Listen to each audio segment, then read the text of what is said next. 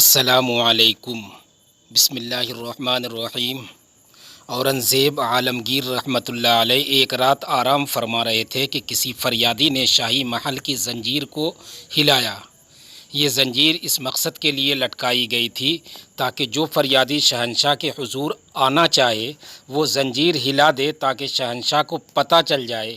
زنجیر ہلی تو اورنگزیب عالمگیر رحمۃ اللہ علیہ فوراً قلعے کے دروازے پر تشریف لے آئے اور حکم دیا کہ فریادی کو حاضر کیا جائے۔ تھوڑی دیر کے بعد ایک ضعیفہ کو حاضر کیا گیا۔ ضعیفہ نے آداب شاہی بجا لانے کے بعد عرض کیا، حضور میں آرام نگر جو آگرہ سے 15 میل پر ہے سے آ رہی ہوں۔ میری ایک جوان بیٹی ہے جس کی منگنی میری خوشی سے ایک رشتہ دار سے ہو چکی ہے۔ گاؤں کے زمیندار کا بیٹا میری بیٹی سے شادی کرنا چاہتا ہے۔ میں نے انکار کر دیا ہے، لیکن اب اس نے ارادہ کر لیا ہے کہ وہ زبردستی میری بیٹی کو اپنی ہوس کا شکار کر لے گا۔ میں بیوہ اور غریب ہوں اور وہ زمیندار ہے، میں کس طرح اس کا مقابلہ کر سکتی ہوں؟ اورنگزیب عالمگیر رحمۃ اللہ علیہ نے فرمایا، گھبراؤ نہیں، اس کا انتظام کر دیا جائے گا۔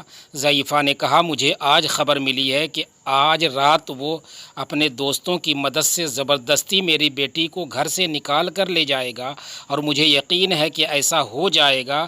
میں یہ سنتے ہی ادھر بھاگی ہوں اور ضعیف و پیری کے باعث ضعف اور پیری کے باعث بمشکل اس وقت تک پہنچ سکی ہوں۔ آپ انتظام فرمائیں گے مگر بے سود، جو کچھ ہونے والا تھا ہو چکا ہوگا یا عن قریب ہو جائے گا۔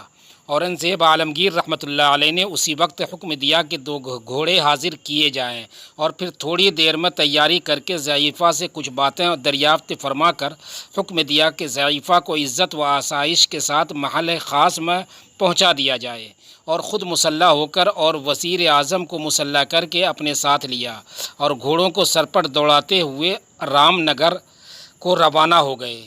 تھوڑی دیر کے بعد گاؤں کے قریب ہی پہنچے تھے کہ گنجان درختوں میں سے کچھ آدمیوں کے بولنے کی آواز سنائی دی۔ دونوں گھوڑوں سے اتر پڑے اور اس طرف ہوئے۔ قریب پہنچے تو گفتگو سے پتہ چلا کہ لڑکا لڑکی کو لے جانے کی کوشش کر رہا ہے، اور یہ آوازیں انہی کی تھی۔ جب لڑکی نہ مانی تو لڑکے نے اپنے دوستوں کو آواز دی جو قریب ہی چھپے ہوئے تھے۔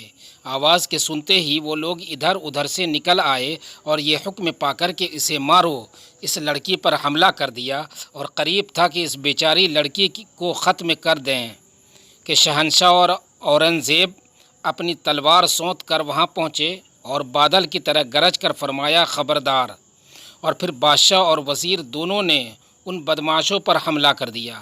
زمیندار کے گرو نے شہنشاہ کو اس لڑکی کا ہونے والا منگیتر سمجھا اور دل کھول کر مقابلہ کیا۔ گواروں کی طرح ہڑبونگ اور لاٹھیوں کی بوچھاڑ نے شہنشاہ اور وزیر کو زخمی کر دیا، لیکن اصفہانی تلواروں کی کاٹ نے آخر کئی ایک کو موت کے گھاٹ اتار دیا، اور کتنوں ہی کے ہاتھ پاؤں کٹ گئے، باقی ماندہ بھاگ گئے۔ زخموں میں چور شہنشاہ نے اس لڑکی کو، جو اس منظر کو دیکھ کر بے ہوش ہو چکی تھی، گھوڑے کی پیٹھ پر ڈالا اور پیچھے خود بیٹھ کر واپس روانہ ہوئے۔ وزیر بھی زخموں سے نڈھال ہو چکا تھا، بادشاہ اسے بھی سنبھالے ہوئے لے جا رہے تھے۔